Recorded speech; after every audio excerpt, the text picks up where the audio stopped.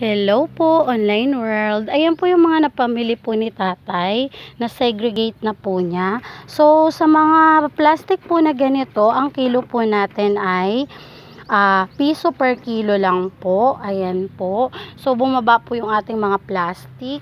So, para iwas kalat lang po, ayan, binenta na po nila sa atin.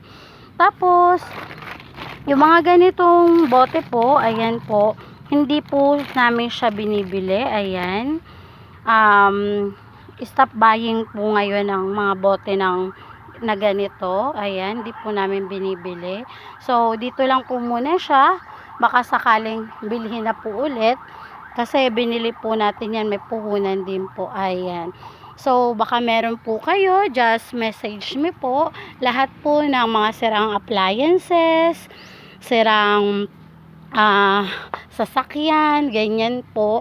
Bumibili po kami.